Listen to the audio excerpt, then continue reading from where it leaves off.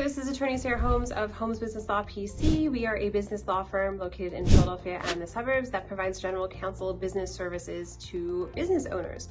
One thing we're going to address today are critical and essential elements of a commercial lease every business owner must know.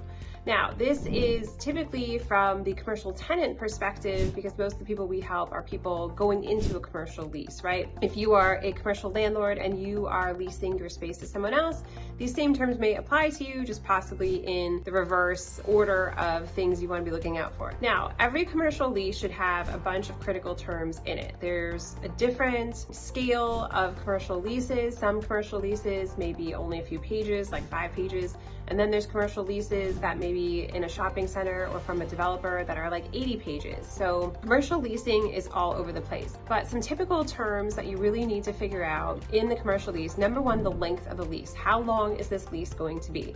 If you are the tenant for the lease, maybe you want a shorter period of time to make sure that this space is going to work out for you. If you're a first-time business owner, you want to make sure the business is going to work for you. And you may not be willing to commit to a really long lease, like a 5-10-year lease, such as a typical landlord might want you to sign. So number one is the length of the lease. In addition to the first term of the lease, you also want to think about whether you want any rights to renew the lease, especially if you're a tenant and you go into a shorter term. If things are working out for you, you don't want to have to renegotiate or move a lease in 1 to 3 years. So if you can get some renewal terms as well into that lease, that would be really helpful for you as well. Number two is obviously, what is this lease going to cost? What is the rental rate? In commercial leasing, leases can be done one of two ways as far as pricing. One is a gross lease, which is the rent amount that you see is the rent amount that basically you'll pay, except for maybe something like utilities. So if they tell you the lease is $2,000 a month, you will pay $2,000 a month in rent if it's a gross lease. Most commercial leases are not gross leases. Most commercial leases are what we call triple net leases. So NNN, you might see that for short.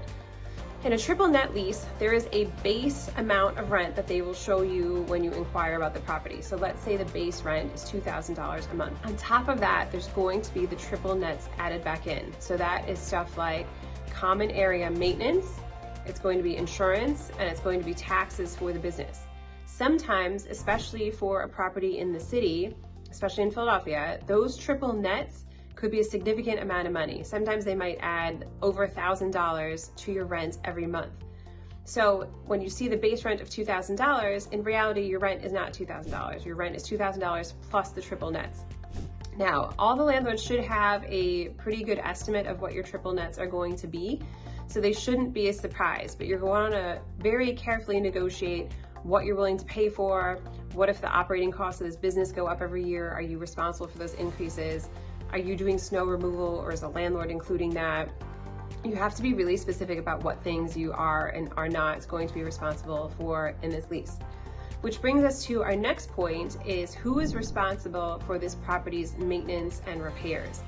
Now, commercial leasing in many ways is the opposite of a residential lease. In a residential lease, most of the time, the tenant does not have any obligations to repair or replace things on that property aside from just their regular, wear and tear and maintenance. In most situations, on a commercial lease, the landlord is going to shift all the obligations of maintenance and repair to the tenant. Meaning, if your air conditioning unit breaks down, you have to pay for it. Meaning, if a pipe bursts under your unit, you may have to pay to replace that. So it could be some very, very expensive things, and you have to be very clear going into a commercial lease who is going to be responsible for what, because by default, normally the landlord's going to try to push as much off onto the tenant as they possibly can. Next would be, what is the use for the space? Often a commercial lease will very strictly say what you can and can't use the property for. So for example, if you rent it to open a pizza shop and later on you decide you're shifting your business model and you're opening a wine store, your lease probably says it's for a pizza shop. And if suddenly you're switching it to a wine store, you are technically in violation of your lease. So look very closely at the use that's listed in your lease and make sure it covers even your future intentions for the property and gives you some flexibility if you need to pivot your business model. The next important thing to negotiate and have in the lease would be whether you have a right to sublease the space. Again, by default, most of the time as a commercial tenant, you would not have rights to sublease the space by default. This is usually not great for you because if your business runs into trouble or you want to rent, maybe you have extra offices, extra space, and you want to bring in someone to offset your rent, you don't want to necessarily have to get your landlord's approval if you want to do that. So that might be something you negotiate upfront with the landlord as well.